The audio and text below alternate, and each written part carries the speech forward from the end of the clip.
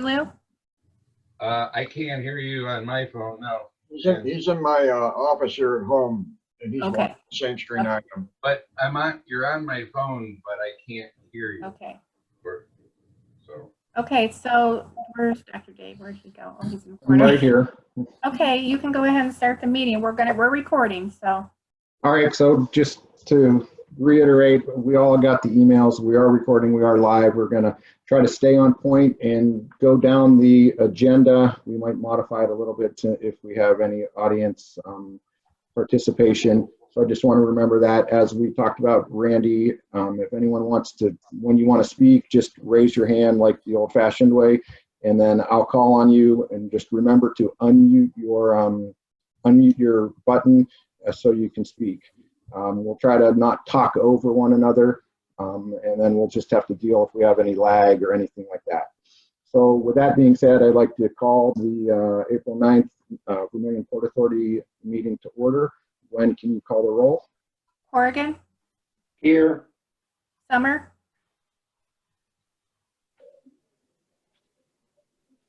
Summer? Need to unmute. Here. Okay. Strauss? Here. Miklos? Here. Brito? Here.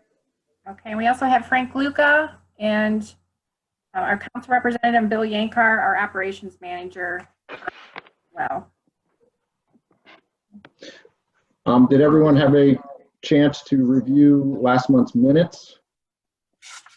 And if so, I'll entertain a motion to approve the minutes as submitted. So moved. Second. I'll second. Gwen, can you call the roll? Corrigan? Yes. Miklos? Yes. Summer? Yes. Strauss? Yes. Brito? Yes. Motion carried. Do we have any outside correspondence, Gwen, that you received? No. Okay, is there anyone else on here that has anything to bring before our board?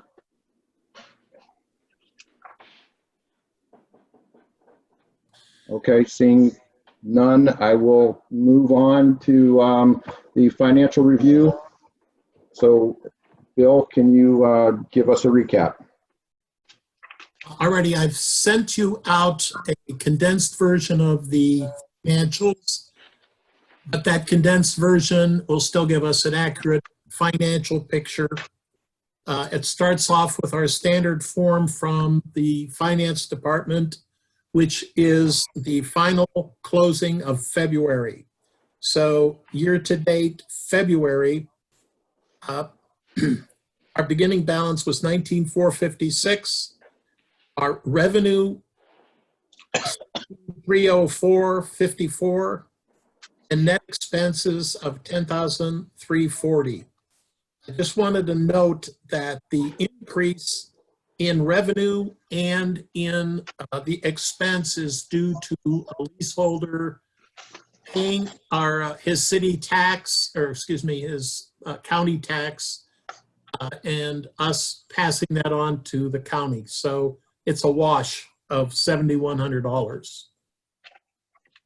So our current ending balance is $20,495.60.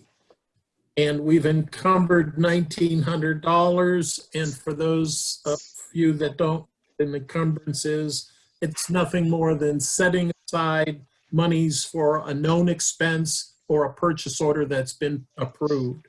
So again, our cash balance as at the end of February is $20,495. That is our operating account. In our capital account, we started out with $20,946.22, and the only transaction against that is an encumbrance for $1,000, and that is nothing more than setting aside money for an engineering study that was done relating to one of the port projects. Our ending balance in the capital account is $19,946.22. The other report that I sent out was the report that the Port Authority keeps that is year to date. It takes you past the February closing up to receipts that we have as of today. Our current balance, according to our records, actually is $7,270 in revenue. That includes all fees we collect, lease fees, rental fees, everything.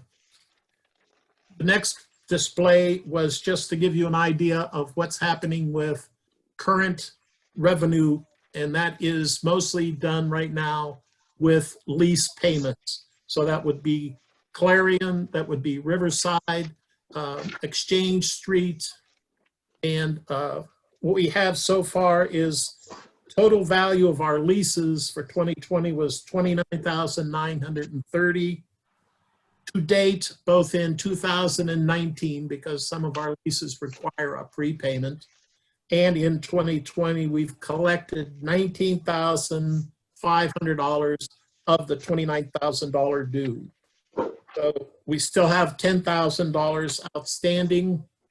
And for the most part, our street end leases, properties are pretty much paid, have outstanding Riverside Drive, and we'll talk about that a little bit later on. But anyways, I've communicated with the Clarion Drive people, and all but one item has been covered with the different leaseholders.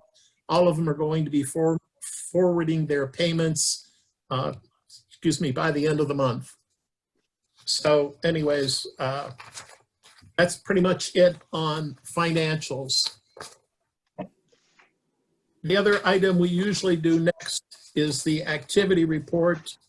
Our participants don't all have the activity report, but in any case, the activity report is nothing more than a running dialogue of all activities that the port is going through in either open projects, completed projects, or status of projects, so that the board keeps advised of everything that's going on. I think you've all had a chance to review them. I don't know if we have any questions related to any of the highlighted items. Peter? I'm just curious, I know it was determined, the Clearwell project was determined not essential, given what's happening. That's understandable. Is that, Mayor, going to be something that's going to be revisited this year, or you think it's going to be just pushed off this year altogether? I am now in the zone. I am now in the zone of I don't know. I'm in a lot of I don't knows. A lot depends on how our financials shape up the rest of this year. And then that's about it for this project and a lot of others. Okay. Does anyone else have any questions about the activity report? Randy? Just basically on the docks that you have a lot more deterioration. Would you have a plan for that? When you say deterioration, are you referring to Short Dock? I think it was Mother. Okay, the plan for Mother on the activity report, we're going to abandon Mother. She's too far gone. The expense to repair it is far beyond the value of the dock itself. And we get a minor amount of revenue from that facility. And, we used to operate without it in total. So, I'm going to contact our donor to see if he would be willing to maybe donate a few more units, because he has a whole pile of them right next to us, but I have not had a chance to do that. So right now, part 2 of Mother and that whole dock assembly is that one of our priorities was to get ready for all our lease customers. And to that end, at Exchange Street, we have a problem with Short Dock North. Short Dock North is another bad actor as far as leaking. Its walls are really very paper thin, and it's questionable whether or not we can repair it as is. So I am looking into, I have a secondary and third level welding contact. I'm looking into taking one of the runners from our existing non-used courtesy dock. It's a 25-footer, and having it modified and replacing Short Dock North by just adding on the gangway from Short Dock North, which will adapt it to the location.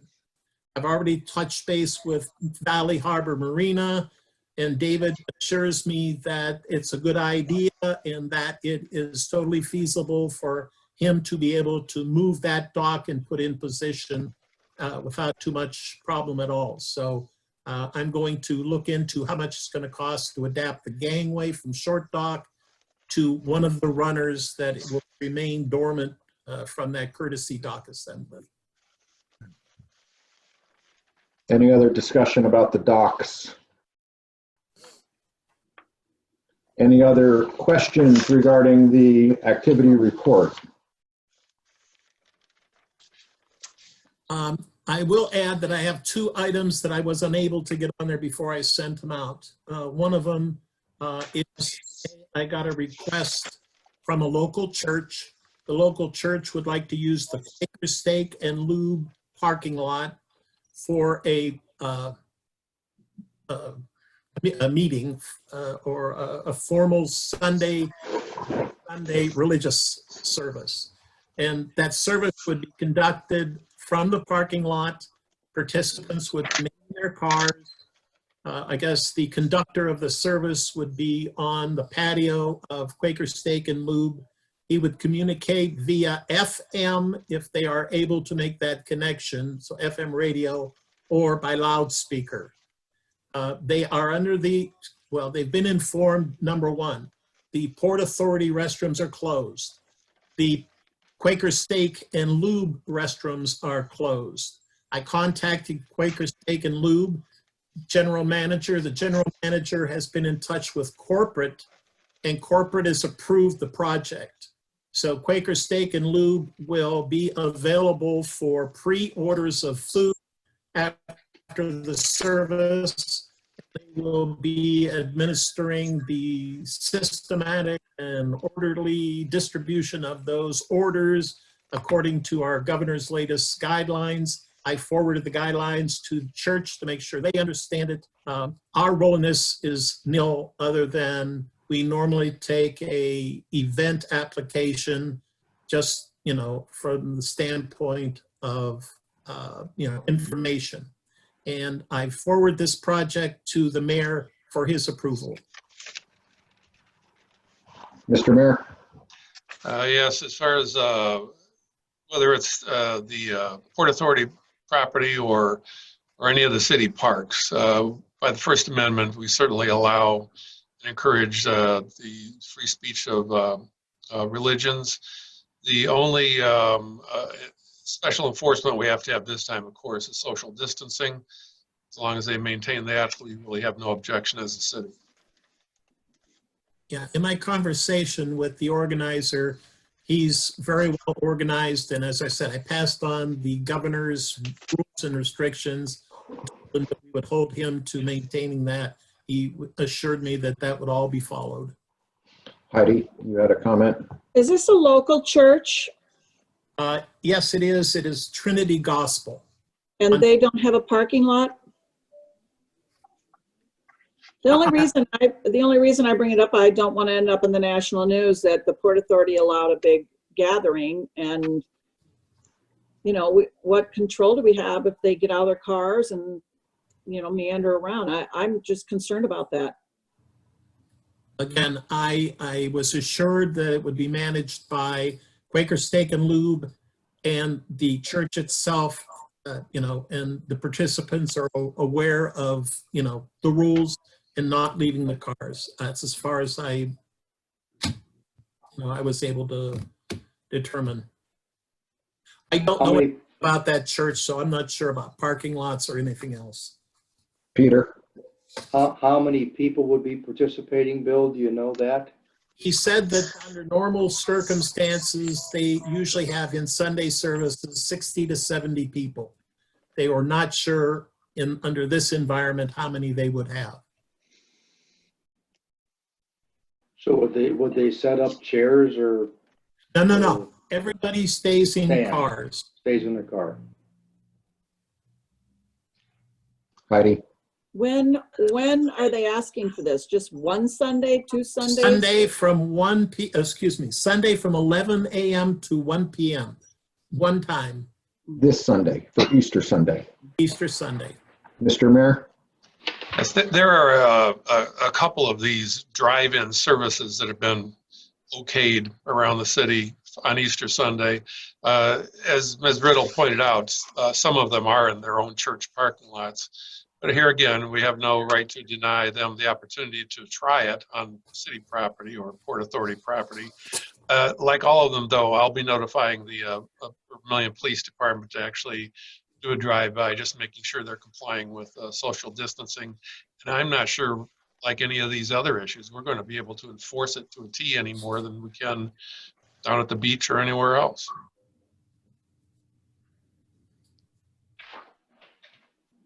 Any other discussion? Heidi? So, Jim, are you saying we can't deny them? Is that what you're saying? Correct. Wow. First Amendment. I did check it out with Ken Stumphauser. I knew the answer, but I just want to hear it from him, and he confirmed, yeah, that's right. Randy? And I have no problem with it, especially that the corporate from Quaker State has approved it. They're the ones going to be doing it, so I don't see why we should deny that or even try to. We can't. Mr. Mayor? It's a separate issue, though. I mean, just looking at the way things have been going, I mean, it may be advantageous to be able to walk on water down in that parking lot.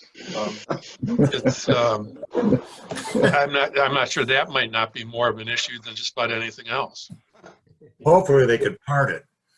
Yeah. Yeah, it's a little slick down there right now. Right at the bulkhead. Okay, Do we have to take a vote on this, Gwen? I don't believe so. I don't think so either. I think, like I say, we usually just fill out an event form for information so that we understand what's going on. Well, then, and you've already completed that, or you're in the process of completing that? I have all the information. I don't actually have the forms in hand because they're down at the office. I will fill one out when I get down there, but all I have to do now is just communicate back with Mr. Rachel. I told him I would communicate back the vote of the board, or not the vote, but anyways, I would convey back what the mayor's position was either this evening or tomorrow, and then they'll move forward. Well, then you could move forward with that, and then you had another Yeah, the other one issue you wanted to bring up. Yeah, it's just a bit of information.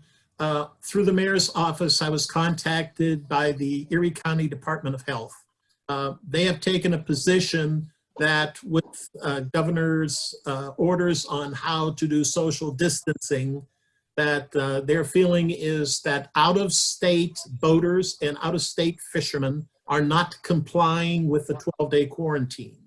So to that end, they are sending us 12 by 18, I don't know, 12 by 24, 18 by 24 metal formal signs saying that we will not accept any people from out of state at any of our marina facilities. So it's across the board. It's not exceptions or anything else. If you're out of state, you cannot, use our facilities. That sign includes phone numbers for enforcement. So, if it's not us when we're formally down at the sites, denying access, I think our boaters from locally are going to probably see that and enforce it for us when we're not there. So I haven't got the signs yet, but I will be installing them as soon as I get them. The ODNR did suspend the sale of out-of-state licenses for fishing temporarily as well. I read an article on that yesterday. So that might help stop some of that if they can't buy a license to come down. So anyways, that was just an information point. Randy? Okay. We don't think that could possibly be a problem, that we're going to have we're suddenly asking our people to do enforcement? No, I'm saying that if we're there as dock masters monitoring the service through the envelope system, and we see those, we would, convey that they're not permitted to use the facility. I'm just saying that informally, since our boaters are very aware of each other when they come in, and, if they see those signs, I'm sure they're going to, spend a dime, and, if these people don't leave, and maybe, pretty much tell them either you leave or we're going to call the enforcement leg of this whole thing. That's all I'm saying. Hey, I don't have any other way of enforcing it. Peter? There was something that took place up on the Maumee River with the walleye fishing that takes place this time of year. They had pictures of all the fishermen. If you've ever done that, you're really shoulder to shoulder. And that created an issue too up in Maumee. And they're doing something similar to make sure they don't have the people coming down from Michigan. So it's taking place other places too. Any other discussion about this? Comments? Seeing none, then let's keep moving on to the old. Email addresses. Yes. So I'm formally opening the South Street ramp. And as usual, there's a startup procedure, and I'm working with Rich to get some things updated because, we have to get phones aren't working, none of which is earth shattering as far as the phones and the equipment. We still have some amount of time to do that. My computers are accessible to the city system, so that's the lion's share. Unfortunately, like I said, the phones aren't running yet, but I think we can get that taken care of. There was an issue of email addresses, and again, I'm dealing with Rich on that. We're communicating, so I think we can get that resolved, and that involves our banking system more so than it does the city, but we'll work through that. We had a discussion, I know I had a discussion with Bill about issuing email addresses or creating email addresses, free email addresses, so they can be tracked on the credit card software. So it doesn't cost us an additional, I think it was what, $375 you said? Bill? No, it's well, depends on how many we get, but it's nominal to get the email address, but we don't even have to do that. I think we'll be able to work it through a unique Gmail address because it's all about access. The other part of it, though, is access to Office 365 when they are in our system. But again, I'll get that ironed out with Rich. So we might need one additional Office 365 subscription, but I'm not quite there yet to know for sure. But any decisions we make are obviously, as you recommended, something that is the least expensive, or, we don't have the money either. So we're going to economize wherever we can. The next agenda item is the waterworks well. We kind of touched on that already. Do we have any other discussion about that, or can we move to the restrooms? Discussion on the water, the clear well? All right, seeing none, we'll move towards the restroom project. Yeah, the restroom project right now is awaiting a response from Weber Charitable Foundation. That should be sometime I think last time we got it was like mid-May to late May. That is the main, issue as to whether or not we proceed this year or not. That's a total of $10,000, and that's critical to whether or not the economics are there to proceed. So as soon as that comes through, then I'll be able to present the total financials to the board, and we'll go from there. Do we have any other input on that? No, everything's in place. It's just waiting for that grant. Peter? Well, maybe let Randy go first because he's a little Okay. bit closer to it. Go ahead, Randy. Well, just two things. One, I haven't heard back from the city as whether our flood permit has been approved yet. We're still waiting for that. The other thing on that, the one grant that we had that we didn't use last year, we got extended for another year. Is that something with the coronavirus issue that's going on, we might consider asking for that to be extended again? I'm just throwing it out there. I'm not saying we have to do it now. I mean, just in case things go south and we can't do anything on this thing. It may be a good reason for them to grant us an additional another year extension, only because of what's happening with things that we don't have control of.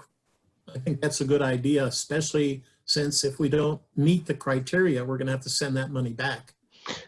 How long do we have to start break ground before we have to send the money back? Do you recall? I think it was September.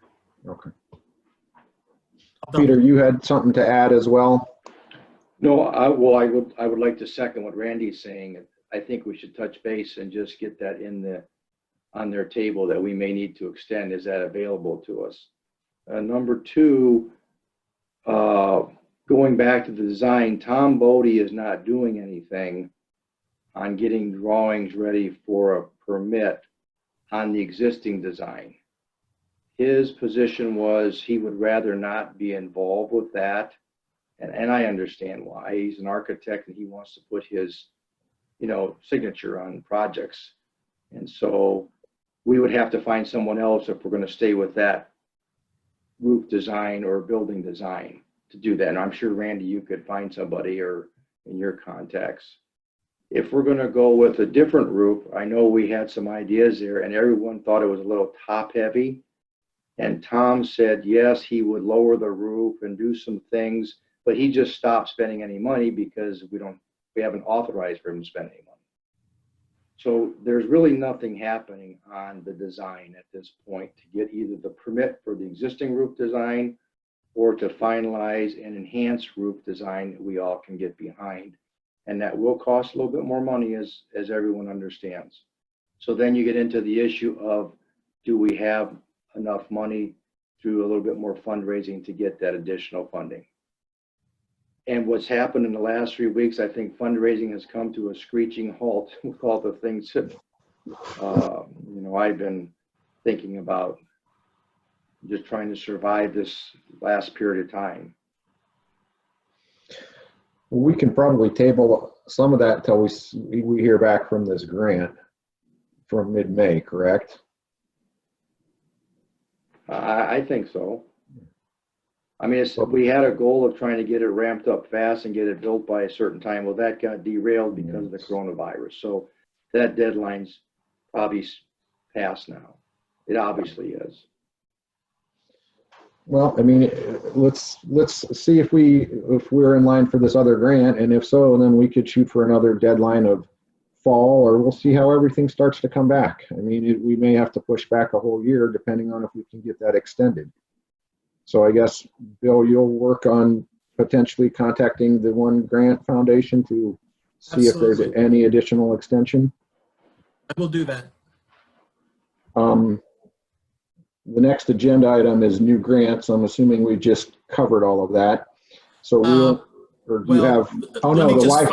cameras. Yeah, let me fine tune that. Yeah.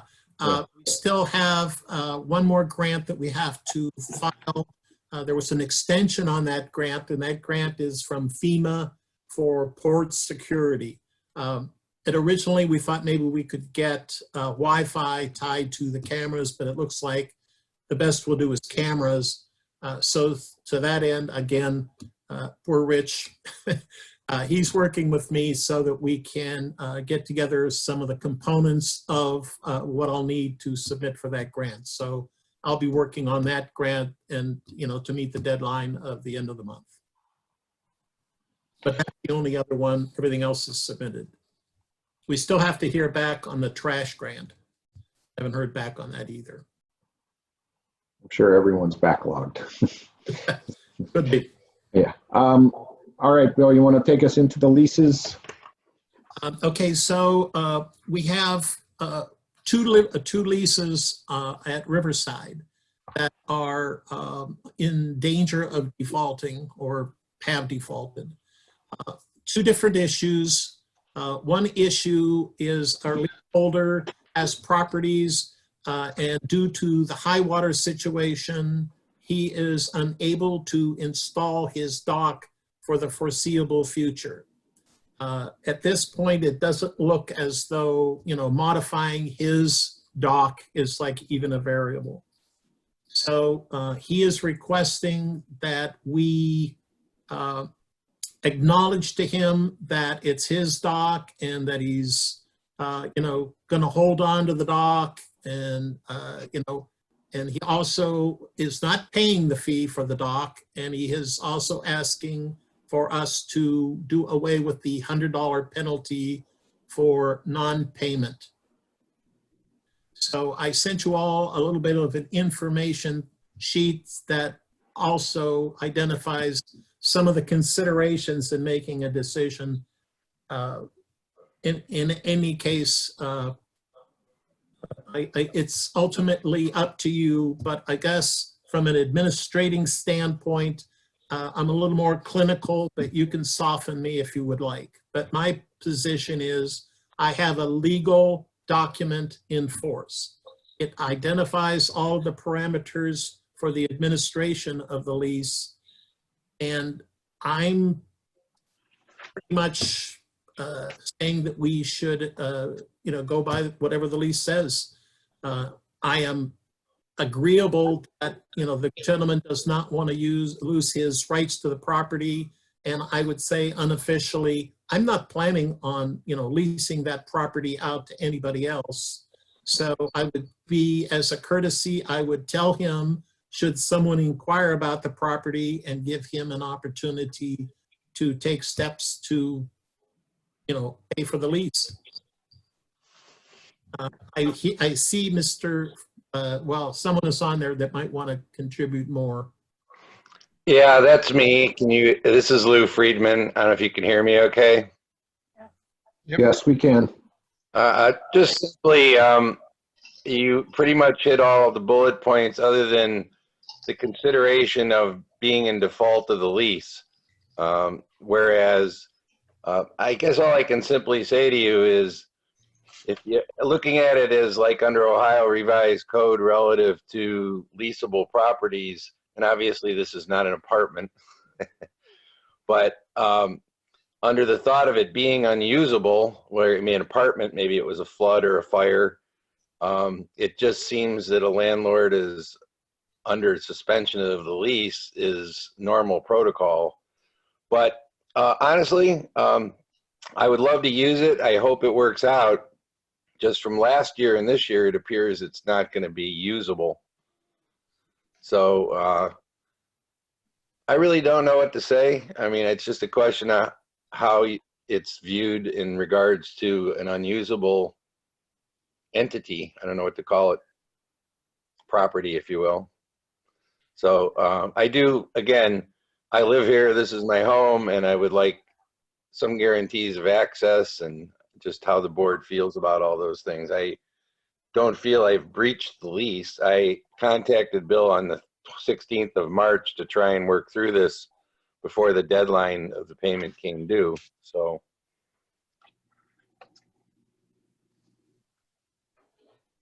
Discussion from the board members. Do we have any comments?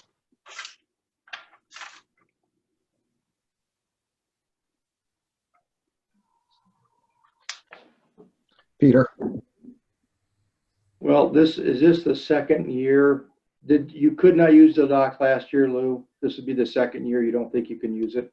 that's correct. I couldn't use it last year, but I did make the payment. I was able, early in the spring, I was able to put the floating dock in.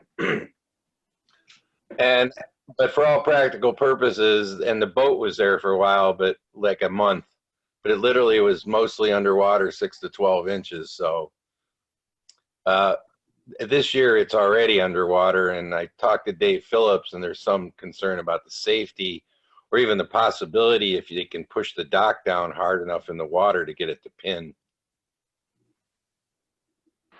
The truth of the matter on those Riverside leases, as we've talked before, they're really only available for the person whose home is adjacent almost, because there's no parking. And the chances of someone wanting to lease that area are probably very slim, especially with the high water. But there's no parking specifically by Lou's dock. He's right next to Bill's house, just south of it. So if he just drops off, they'll probably sit empty for a long time until he comes back. So you've leased it for how many years, Lou? Since I've been here, that was 07 or 08, or I believe it was, I think. I mean, I was here in 08. I think the leases were going by then. And we never had any issues, Bill, with late payments or non-payments or anything like that? No issues at all with Mr. Friedman. Again, I'm not trying to be negative, but there is also an issue in addition to the dock, but the general use of the property. So, you know, there are different situations along Riverside Road where, you know, as you said, there may be parking, there may not be parking. Some people have them fully outfitted with picnics, grills, you know, you name it. I just want to make sure that, you know, I'm consistent, because we have Mr. Friedman's case, but we also have one other case, and I would like to be consistent in how we do this. So That's a fair position to take. So what are you proposing that you do? Your proposal, Bill, is that we leave the lease intact and the case 1 and case 2 pays the lease as Well, I mean, executed. actually, the board would have to pass some type of resolution or change the lease for me to do elsewise, because, you know, it's a legal document for me to administer.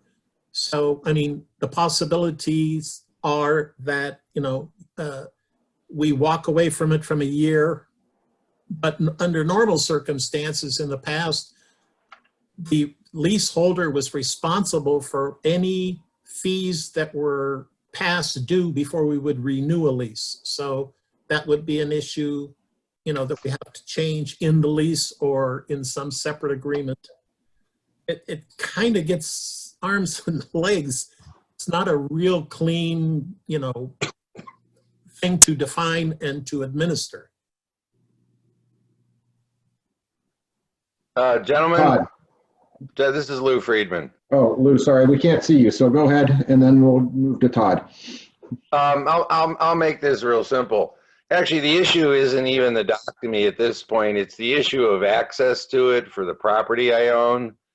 So if the board's just willing to waive the $100, and again, I will simply say I did contact Bill, and I understand that Bill really, you know, he is not one that administrated the lease, and we needed to talk in this meeting. So I'm not holding anything against anybody, but I'll just simply make the statement that if the board will just waive the $100, I'll just pay it. I mean, I think it's a waste of money. I would have rather donated it to a food bank, but it just sounds like I really don't want to be under the pressure or something that might change in mid-year. I'll just pay it. And if you guys can waive the $100, again, I don't believe I was late. We'll just resolve this and go from there. Todd, you had a comment? Well, that's something new. I was looking at both cases, okay? And case number 2 looks like it's completely different than case number 1, where you have 3 properties. Are they functional on case number 2? I believe they are, yes.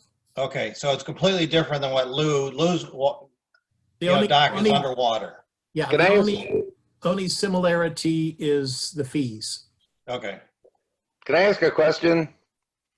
Go ahead. Are those 3 properties, the one next to me and the one upriver next to Bill McCarthy's? Maybe Bill can answer that. I'm not 100% sure of proximity of those 3. Guys, can you hear me? We can. Okay, I know you can't see me, but The only one I know about is Lou Freeman next door, and one of the problems there is that his bulkhead is like a foot of water over top of that. And I know from past experiences this spring, it's extremely hard to put a dock in when the ears and the pins are underwater and you can't see to get the pin in. And it's a dangerous thing if you're trying to stick a finger in there or something to get those pins to line up. So I don't know. So, Hey, Bill, can you answer the question about the other properties or those, the question that was on the table or the proximity to where we're talking here? Hey, Bill, basically I'm asking, is that the property upriver from me and then, the one next to you that's probably the double property? Are you talking to me or Bill Yankar? You, Bill McCarthy. I'm sorry. I don't know anything about the other two properties. All I know is about I've seen the problem you're having with the water over top of your bulkhead. I just asked, well, here, and again, I don't want to create more problems. I just asked the question because I've spent time and money on the one next to me. I think it was last year. Both of those docks are in very poor shape. And at one point, the one was unsafe next to me. They were going to put a fence around it. So I took my own time and money and pretty much put up the fencing and a sign that says trespassing and et cetera, because didn't really want to look at an orange construction fence. So just my point is on those properties, I know that I'm responsible for maintaining my dock. So obviously if somebody's not leasing them, I guess there's nobody to maintain them. But they are in ill repair. They're not, somebody had mentioned they were functional and they're not. If it's those three, it's actually two docks, one next to me upriver, and then the two that are next to Bill McCarthy's that are one property. So that was my only comment on that. I would also add that when I designed my docks, Matrix Engineering gave us the specifications. So I'm actually very close to the handicap ramp that's up at McGarvey's. I'm probably within 1.5 inches. So when that floods, I flood pretty much. So the elevation that was given to me is actually, like Bill McCarthy said, almost 8, maybe 10 inches. I never measured it, lower than everything around me. Most of the docks around me are still up out of the water. But anyway, just to add some facts for the board members who weren't aware. Heidi? Excuse I'm, me, Bill, in can light you of the answer fact what that- your dock number is? Oh, I'm sorry. Sorry, I was just saying, Bill, in light of the fact that Lou has been in contact with you, Bill Yanker, and he's willing to pay for the dock, and perhaps the water will go down enough for him to install the dock. I suggest we waive the $100 penalty and take his proposal to pay for that for the dock for the year. Peter? I would be in favor of doing what Heidi just suggested to. Would you like to put that in a motion so we could to vote on that? Sure. Heidi, would you make the motion? I move that we waive the $100 penalty and accept and the docker or Lou's proposal to pay his actual fee for the dock for the summer. I would second Heidi's motion. Do we have any other discussion on the motion at hand? Seeing none, Gwen, can you call the roll, please? Corrigan, Yes. Nicholas, Yes. Summer, Yes. Kraus, Yes. Riddle. Yes. Motion carried. Okay, Bill, would you like to move on to case 2? Yes, I was going to ask a question of Bill McCarthy. Bill, do you know your lease, or excuse me, your lot number offhand? I believe can you hear me all right? Yes. I believe I'm 32 and 33. Okay. The lots in question on case 2 are 29, 30, 35. And just getting back into that, I've had no contact with this leaseholder at all. The only thing I received was a check for like $450. I thought it might be a down payment because in the past there have been partial payments and full payments were made, so that wasn't really unusual. I know of no constraints for what the use of the property it is or is. He's just not paying. And like I say, he hasn't communicated anything. So my position is kind of the same. You know, for not to even communicate with us, you know, I didn't think that was the way to handle it. Bill, is this the one that I discussed with you that was brought up to me? It is. So this, Historically, we've had some issue with collecting fees from this party. They are up to date though now. Last year was not any issue at all. This year seems to be kind of back up a question as to or not with raised water. Maybe there's some issue, but nothing has been raised to me. what was brought up to me was that essentially the docks were underwater. He didn't feel they were usable. He didn't feel he should pay for them. I advised him that this is something that I'm one of 5 on the board, that we would have to discuss it at the board. I discussed it with Bill, and I think, Bill, you did try to reach out to him after we had a discussion, and I'm assuming you've heard nothing back, correct? I did not reach out to him. I'm sorry. No. Okay. And then I misunderstood then. I didn't reach out to him because, as I said before, I got a partial payment, and I didn't know whether that was, well, we did have our communication. You're right. Right. I can reach out to him, but I have not.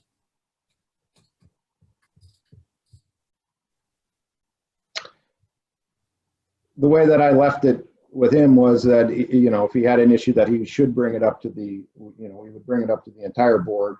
But again, I didn't have any copies of the lease in front of me. I didn't have the language of the lease in front of me. And, frankly, it's something that we would need to discuss. And I probably lean towards where Bill is on the, on the black and white nature of the lease, especially knowing some of the history.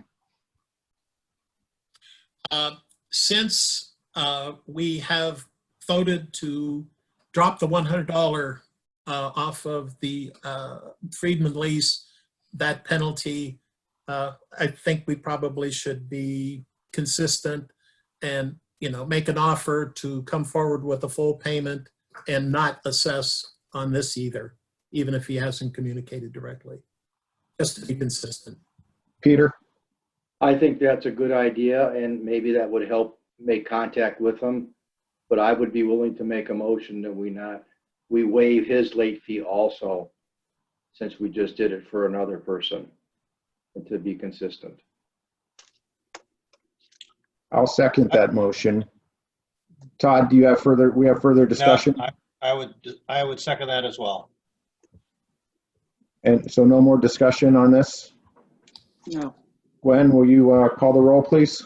Yeah, I just need to clarify, since we're not using names. Can you give me the lot numbers again, Bill, on those 3? It's 3 lots that he has. I'm sorry. Repeat. Can you gave me the lot numbers? 29. Oh, yes. The lot numbers on that lease are 29, 30, and 35. Okay. You ready for me to call the roll? Yes. Corrigan, Yes. Riddle, Yes. Strauss, Yes. Yes. Miklos. Yes. Motion carried. The last issue is now at Clarion Drive. All of the leaseholders there are subject to a prepayment, non-refundable in 2019, and we've collected all those fees. I've contacted all of the leaseholders in 2020 to tell them to pay their leases. They are not subject to the $100 late fee, so that's not an issue. The issue is one of our new leaseholders who's been on time with payments brought up a situation that's kind of unique to him in that he's renting a 45-foot length at Clarion. His boat is more than just a day cruiser. I mean, it's like a residence. So the use of that boat when they come in is they take residence there and they use the McGarveys as their, shower, restroom kind of subsidy. So his reference is that, for them, it's like an entire experience. When they come to town, they take residence, they, use the city facilities, including restaurants and everything. And with the coronavirus, there is a major concern that, none of that will be accessible to them. And therefore, they're questioning whether it's worthwhile to, pay that second half. He wants to keep the property, rights of the property. But again, except for the $100 penalty, his default or lease requirements are the same as what Riverside Drive is. So it's a question. Go ahead. Heidi? Most of the marinas currently, our restrooms are closed to people. I mean, it just depends. I think that we should not suspend his second half because we don't even know where this is going, what's going to happen in the future, and how big of a boat is it that he has? Well, he's renting a 45-foot space, so it's over $3,000. No, I meant, how big is the boat? Well, it's probably 40. Well, doesn't he have a head on board? It's a livable, yes. I mean, Randy? he may leave port to, empty the tanks or something like that, but he'll have water service, electric service, Randy? Being that when we rent to Clarion, we don't offer any restroom services or anything with those docks. Yes, we do. We do. Oh, yeah. The lease, any one-year leases have access to any of the port facilities, which would include waterworks if they want to even go over there. My point being, though, is we're not closing those facilities. Well, I am going to not offer the shower portion of our restrooms. I'm going to close off showers. I'm not sure we may not be able to open the bathrooms, but I think that's coming from higher authority than what we can do. Well, if I can't open bathrooms, that would apply to South Street too. Right now, I'm going under the premise that, good cleaning practices, availability of sanitizer and all of that would, because the city opened their restroom downtown. So I guess I'm going with the tide. I believe we shut it down. Yeah. Mayor? Yeah, Bill, if you're referring to the comfort station, Yes. the health department basically asked us to close it unless we could sanitize it between each use. Oh, Which is not going to happen. okay. Well, then that makes my position easier. Okay, thank you. Do you, so the question on the table is are we going to suspend the second half payment? Does he have a date that he's planning on bringing his boat here and when he's planning on using this?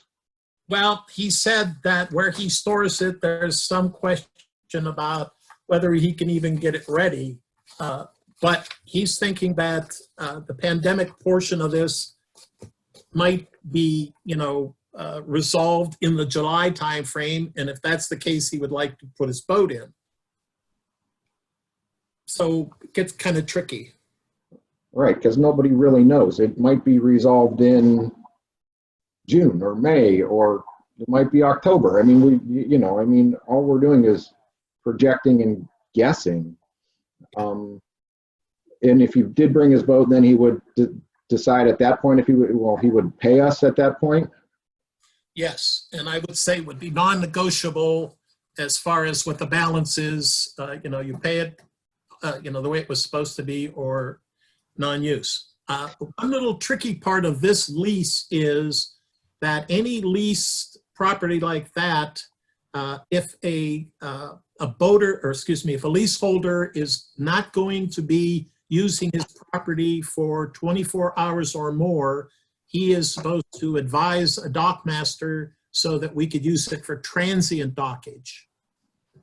All I'm saying is if he's not there, I'm going to be looking for short-term transient, and I've got a couple people that have already asked me about short-term transient. Bill, what about if someone said, I'm really looking for a dock and you have anything at Clarion, I want to rent it for the season? Well, If he defaults on his lease, then theoretically you can rent it to someone else, correct? that is absolutely correct. That's part of the lease. I think this gentleman probably, rather than let that happen, would pay the lease fee, quite truthfully. I mean, he has a legitimate inquiry, so, you know, I'm just posing it. If he defaults, yes, I can. And when is that due? Was that due beginning of the month as well? I'm going to respond back to him based on what we conclude here and tell him exactly how we're going to proceed, and then he can make his decision from there. He's been waiting a while to get in here, and I think he wants to stay here. It's just, you know, he's just looking at the economics of it, just like everybody else is these days. Heidi? I'm in favor of taking Bill's recommendation to administer to the letter of the lease. Any I'll other second discussion? Todd seconds it. Any other discussion on the motion at hand? Seeing none, Gwen, will you call the roll? Summer, Yes. Kraus, Yes. Riddle, Yes. Morgan, Yes. Yes. Sorry. I didn't know if you called my name or not. Sorry. That's okay. Okay, thank you. Moving on. Any additional items, miscellaneous items? No, the only thing I had that would have been those two items I added to the activity, so I'm good. Mr. Mayor? Yeah, there is one other item. The administration had planned to do maintenance and repair on the retired water tower navigational aid.